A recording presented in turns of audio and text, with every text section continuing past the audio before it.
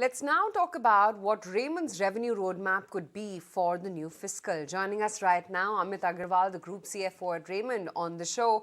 Amit, hi, good morning. Great to have you today on ET Now. Amit, clearly FY23 was a record year for you guys, right? Wanted to understand what's the expectation as we step into the new fiscal, because your 9-month revenue growth rate was at about 44%. Wondering if it can be repeated. No, thank you for having me on the show. Look, the 22-23 is coming from compared to 21-22, where you had the COVID impact. So obviously, one and a half quarters in 21-22 was almost practically nil sales or very low level of sales. So to that extent, you have seen a significant growth, and all our businesses are performing very well. However, we are very clear that we have created a roadmap for us for the next 3 to 5 years, which shows very clearly the mid-teens, the growth we are going to get across our businesses. On a consolidated basis, we feel very comfortable to achieve a mid-teens to high-teens growth across our businesses over the next 3 to 5 years. Important thing you think to focus on is that there is a consistent delivery of growth, and consistently margins are 13-14%. You think consistency is something which actually is the company is working on, rather than only the COVID and the non-COVID impact? Absolutely. And you see, this has been clearly demonstrated with our 5 to 6 quarters of consistent performance, where there is a consistent growth on the revenue and on the EBITDA expansion. And if you see, we have been hovering around in the EBITDA on the 15 to 16%, and that is coming on the back of whatever the cost reduction initiatives which we drove, and which has given a sustainable basis 400 crores OPEX cost, which we have taken out sustainably. And that is obviously helping. And on top of it is the operating leverage, which comes because of the growth in the revenues. And as we continue to expand, for example, into the ethnic space, as well as the home and the basic, our shirting fabric and suiting fabric, where we are seeing the growth by way of retail expansion. So we are very focused in terms of a retail expansion as well, that we will open larger number of stores over the next 3 to 5 years, from a current 1,450 stores to take to almost 2,000 plus stores. I wanted to understand about exports as well, because the last time we interacted, you were saying that despite global headwinds, your order book is going to, still stand out. Wondering whether the order book is still looking as robust, especially when it comes to exports? Absolutely. I think we are a little bit on a good spot. And I think two things. One, we are an integrated player who supplies right from the fabric to the stitched garment, which gives us significant amount of comfort to the large players across the globe. And the China Plus One. So this whole story has been of China Plus One has played very, very well. And as we speak today, once again, I can give you that comfort that we are booked out all the way till July and August. So we are seeing at least 4 months of a consistent order book.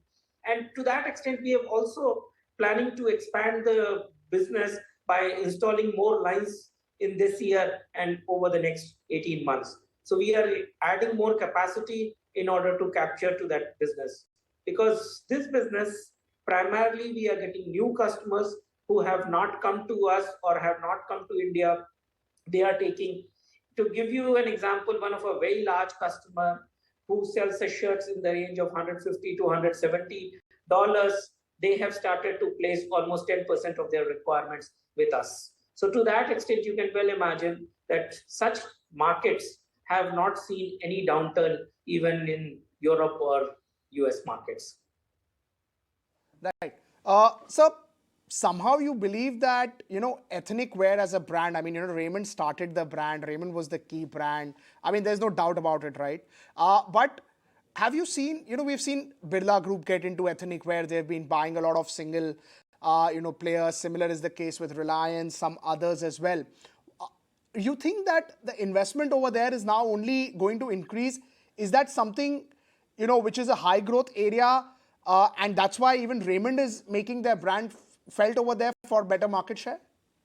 So I'll tell you, Raymond, by virtue of being 97, 98 years in the business, has catered to the wedding market across the country in going from a tier 1 to a tier 6 city. So I think we all have a saying that there won't be a wedding where a Raymond suit length or some kind of a fabric or a apparel is not being bought by that family on both the sides. So to that extent, we have a natural space and a market for our products into the wedding segment. Secondly, if you look at it, we understand the taste and the behavior of the customers all across the country as we have got stores in 600 cities.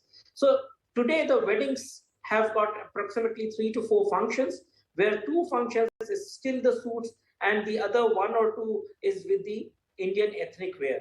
And that is why we wanted to get into that market and say, because there exists an opportunity, the customer comes to you to buy your suit, and that is a natural extension for you to get into the Indian wear, that ethnics by Raymond. And that is why we believe that we have a strong winning opportunity in this segment. So when we just talk about the changes that you all have implemented over the last 2 years or so, getting bigger stores, increasing the customer experience, trying to give more stability to the product that you're supplying, how will it eventually shape up in terms of earnings? Do you think the real benefit will come into this following financial year, or maybe the year after that, when you get the benefit where customer is sure where he needs to go? Absolutely. So look, we have seen the benefits coming in, but it is host of initiatives which we have taken. So like one big initiative which we have taken now and which is being implemented is the omni-channel presence. So in all across our stores, what will happen is you have the ability to see the entire inventory which is available with us Raymond as a group and not that particular store. So if you want that particular shirt, you have a fit available to you, but maybe the size is not available, then you can go and get that shirt from the same store in the next 2 days, because we will have that inventory known, whether it is 50 kilometers away on a different store available. So that omni-channel is a big way. Second thing, on the supply chain side, we are putting a huge amount of significant tech platform in terms of supply chain, because we need to consistently improve the ranges and the colors available to the customers. Third thing, what is important is also the casualization. We have asked our designers to move more and more onto casualization. So that is one theme which you have seen witnessed in the last 2 seasons. We have got a significant benefit. For example, in the Park Avenue range, we have put almost 30 to 35% casualization of collections. So that helps. So these initiatives are all going to span out over the next 3 years in terms of delivering one by one the profitability improvement and the revenue growth. If we also just, look at the export side of the market, I mean, we've spoken about the current experience, how Raymond is utilizing its brand, but export, especially, certain areas where there are a lot of non-resident Indians, is becoming a very, very big market. What is Raymond doing for that? Actually, we have not clearly created a strategy to say that we will go all across the globe and create the Raymond brand. There is a non-resident Indian population, no doubt. However, to create a brand in the global markets, it costs you significant amount of money. However, we feel the best approach to play in that market is to do with white label. So you have the partners who buy from you and they sell the products with their brands, because that is very, very attractive in terms of getting the inroads into that market. Second thing, if I look at it, we have got some stores into the Gulf region as well as in Bangladesh, which is where primarily the Indian diaspora lives and they buy our products. So we don't intend to go out and spend significant amount of money creating the brand awareness, because you just can't do this only for one segment of society, which is the Indian diaspora. Amit, great to have you today on ET Now. Thank you so much for taking the time out. Thank you.